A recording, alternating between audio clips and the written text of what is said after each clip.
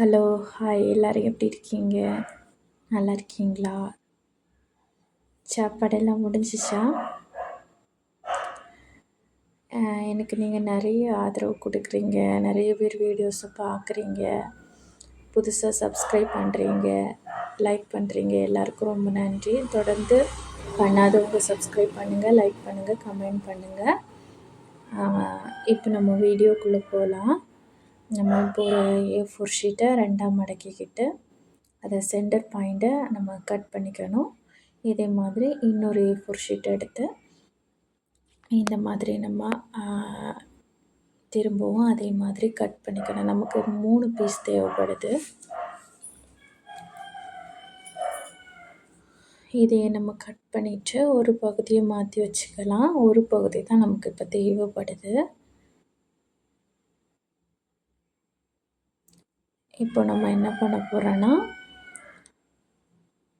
அதை நம்ம ஒரு பகுதியை எடுத்து ஃபஸ்ட்டு மடிக்க போகிறோம். நம்ம எப்படி நம்ம பண்ண போகிறோன்னா, இந்த மாதிரி வீடியோவில் பார்க்குற மாதிரி ரெண்டாக மடிச்சுக்கிட்டு இந்த சென்டரில் நல்லா தேய்ச்சி விட்டுக்கணும்.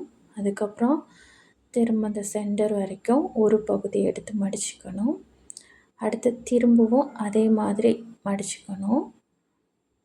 அதுக்கப்புறம் அதை திருப்பி வச்சுக்கிட்டு திரும்ப இந்த மாதிரி ஒரு மடிப்பு மடிச்சுக்கணும். அதுக்கப்புறம் நிமித்தி விட்டுக்கிட்டு திரும்ப அடுத்த பகுதியும் அதே மாதிரி நம்ம ஃபஸ்ட்டு எப்படி பண்ணோமோ அதே மாதிரி பண்ணணும்.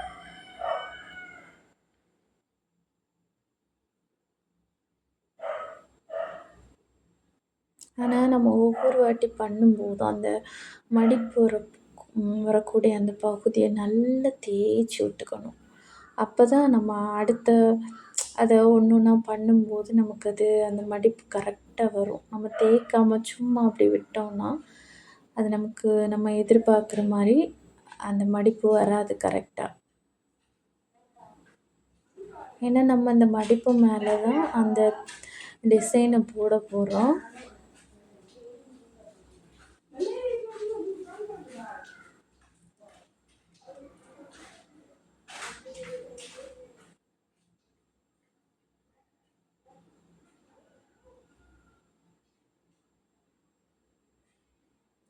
இப்போ ஒரு பேப்பர் ரெடி. இதே மாதிரி இன்னும் 2 பேப்பரை நம்ம ரெடி பண்ணிக்கணும். நம்ம ஃபஸ்ட்டு எப்படி பண்ணோமோ அதே மெத்தட்.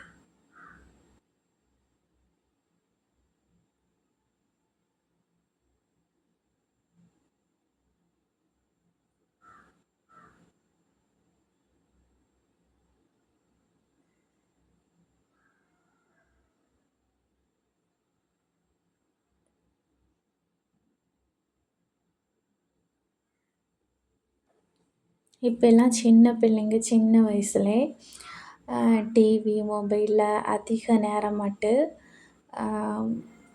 பார்த்து கண்ணாடி போடக்கூடிய நிலைமையாக இருக்குது.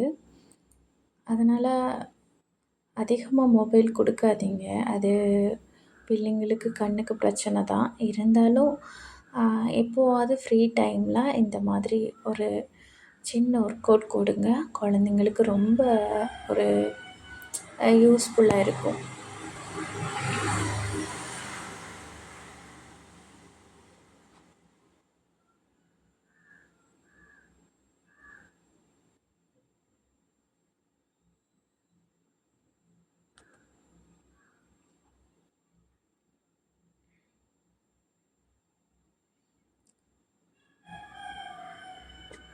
மூணாவது பேப்பரையும் அதே மெத்தடில் மடிச்சுக்கணும்.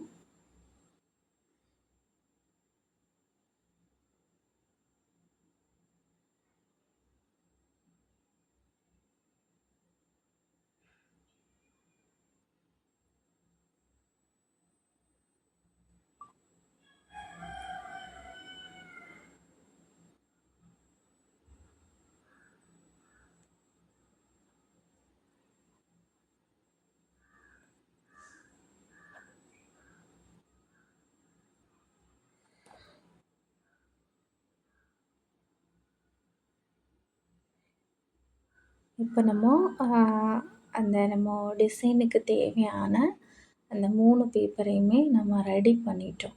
அதனோட சுருக்குகள் எல்லாம் கிளியராக எடுத்து எந்த பொசிஷனில் வச்சு நம்ம வரையணுமோ அதுக்கேற்ற மாதிரி நம்ம இப்போ ரெடி பண்ணிட்டோம்.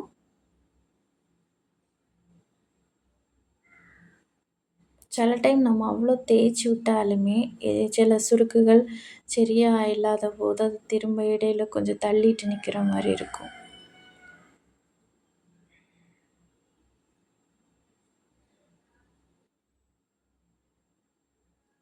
இப்போது நம்ம என்ன பண்ணணும்னா, இந்த ஃப்ரேம் மேலே வரைகிறதுக்கு ஒரு டிசைன் போடணும். அந்த டிசைனுக்கு நம்ம ஒரு கனமான எதுவாக இருந்தாலும் ஒன்றும் இல்லை, ஏதாவது புக்கோட அட்டை இல்லை இன்விடேஷன் அந்த மாதிரி ஏதாவது ஒன்று எடுத்துக்கிட்டு நம்மளோட அந்த ஒரு லேயரோட எவ்வளோ பகுதி வருதோ அதை அப்படியே நம்ம கட் பண்ணி எடுத்துக்கணும்.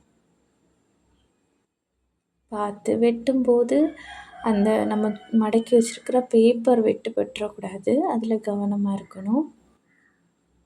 இப்போ நம்ம அந்த இதை எடுத்துட்டோம். இனி அதுக்கு தேவையான நம்ம டிசைன் வரைய போகிறோம்.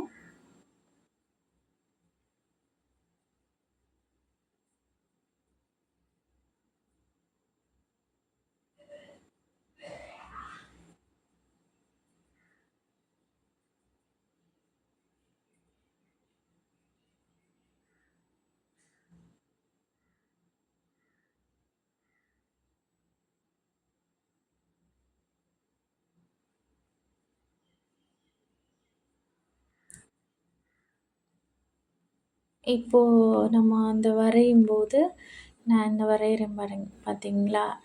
இதில் இந்த ஒரு லீஃப் மாதிரி அப்படியே போடுறேன். இதே மாதிரி நீங்களும் வரைஞ்சிக்கோங்க.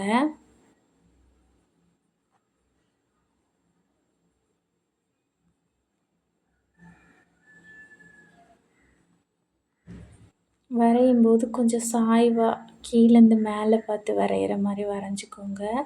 ஆனால் நான் இந்த வரையும்போது கொஞ்சம் எண்டு ஓரம் வரைஞ்சிட்டேன். ஆனால் எண்டு ஓரம் வரையாதீங்க, முக்கால்வாசி வர்றதுக்கு வரைக்கும் வரைஞ்சா போதும் அந்த லீஃபு. ஏன்னா நம்ம எண்டு வரைக்கும் வரைஞ்சாச்சுன்னா நம்ம வெட்டும்போது அது பேப்பர் கட் ஆயிரும். முக்கால்வாசியே வரைஞ்சா போதுமானதாக இருக்கும். இப்போது நம்ம அந்த கட் பண்ண வேண்டிய பகுதியில் கட் பண்ணி எடுத்து நீக்கிக்கலாம்.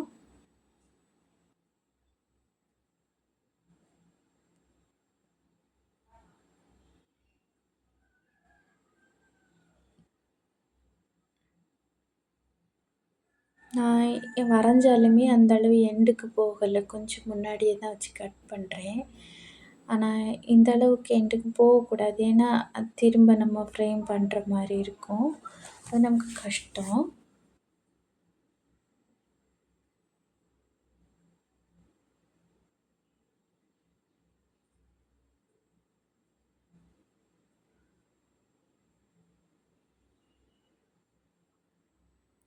தனித்தனியாகவும் வரையலாம்.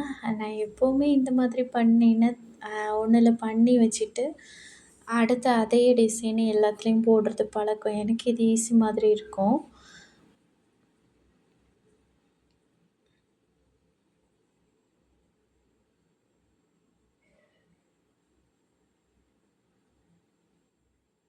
இப்போ நம்ம தேவையான அந்த டிசைனை ரெடி பண்ணியாச்சு.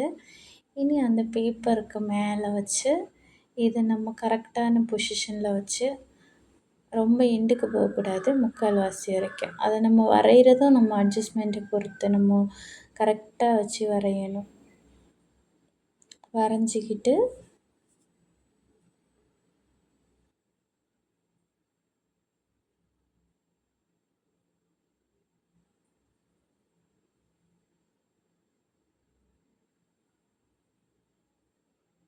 இப்போ ஒரு பேப்பரில் வரைஞ்சி முடிஞ்சாச்சு. இதே மாதிரி மற்ற 3 இன்னும் 2 பேப்பர் நம்ம மடித்து வச்சுருக்கோம் இல்லை, அதுலேயும் நம்ம வரைஞ்சிக்கலாம் அந்த டிசைனை.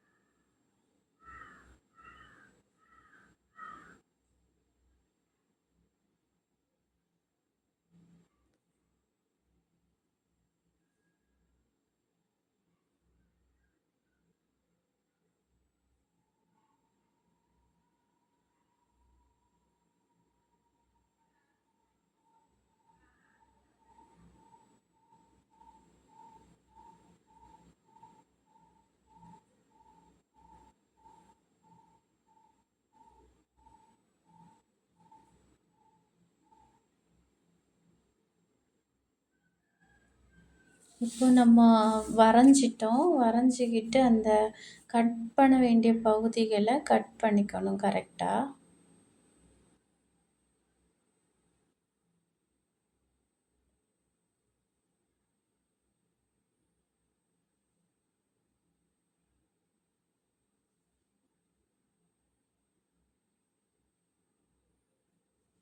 நம்ம 3 பகுதிகளையும் கட் பண்ணி எடுத்தாச்சு.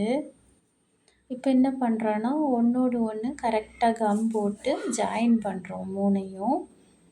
3யும் ஜாயின் பண்ணிட்டு, அத லைட்டா விரிச்சு விட்டுக்கலாம்.